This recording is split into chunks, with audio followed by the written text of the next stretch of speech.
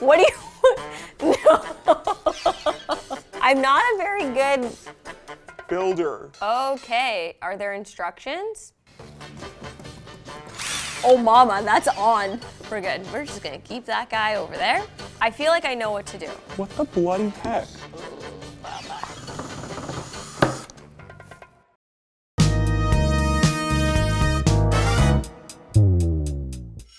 Hi, I'm Neha.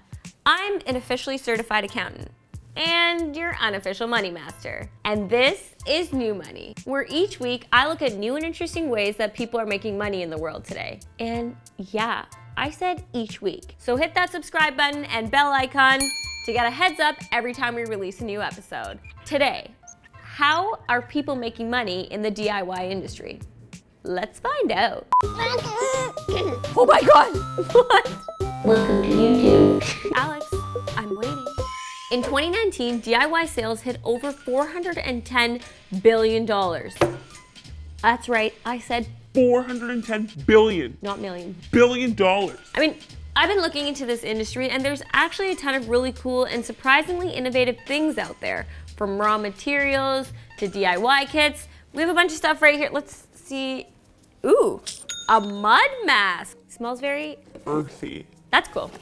Blueberry pancake mix, whole wheat with the flavor of blueberry, a blueberry. This feels very artisanal. And we also have a soapstone carving kit.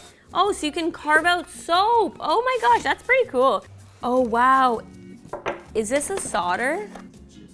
Oh, it's a chisel, Andy, is it? Is it a chisel? And next, oh, a toolbox. That's pretty cool. And a wood palette wonder DIY book. Smells like new book. Does anybody else love the smell of new books? So many things besides this stuff, like DIY guidebooks, DIY greeting cards, DIY candy bouquets, DIY pet accessory makers. Watch our other videos for more information on that. DIY, what are other DIY things? DIY Statue of Liberty. DIY friends. DIY parents. DIY love. What?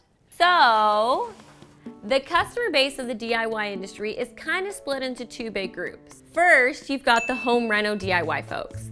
Think like the people who hit up big box renovation stores for those larger scale weekend home renos. And this group is a lot younger than you might have thought. A recent study showed that between 2018 and 2019, home improvement spending went up by 17%, especially with millennials. And more than half of millennials say they plan to spend more on home improvements this year than they did last year. But these entrepreneurs aren't all selling drywall and lumber out of their apartments. A popular big box store actually recently found the number of people spending under $50 was growing. The reason? All those DIYers working on smaller projects. And those DIYers make up the other part of the DIY industry. I mean, this group is a little smaller, but it's still a really huge market, especially considering we're talking about real deal products that people are making at home or lessons in how they can make it. And teaching people how to make things is a popular way to start out in the industry. I talked to Amy McCord, who started a company selling DIY flower kits to brides. But her real secret sauce? Providing guidance. Roll the tape.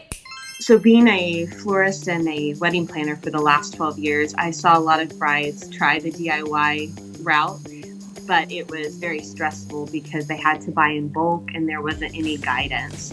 And so what I found was it wasn't hard for a bride to make a bouquet. It was those details of like how much and what to get.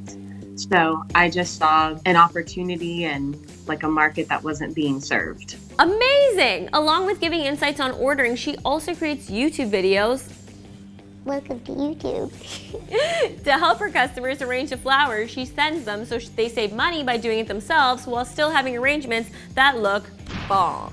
And this idea of making it easier for a person to achieve the end result on their own has inspired so many businesses. So although the global market for tools like power tools, glue guns, circular saws is expected to be almost $14 billion by 2021, not every person who wants to DIY has the access or expertise to bust out a nail gun. As you saw earlier, I wasn't the greatest using a drill. Oh my God! And that very idea was the spark for Samantha Hartman when she started Infinite Abyss. She took out the obstacles and put together DIY kits that for $35 give you everything you need to make a mason jar wall sconce, for example.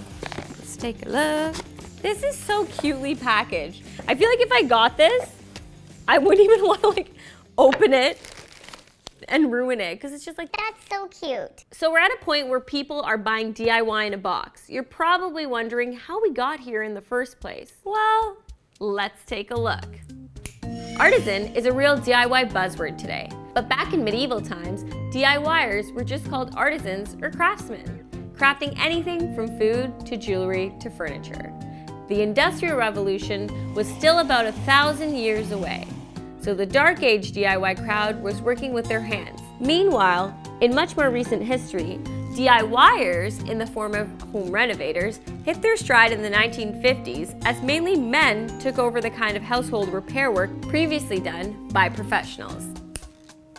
It's kind of wild to think how much today's DIYers have in common with people and business owners that are only a distant historical memory. But what about the future of doing it yourself?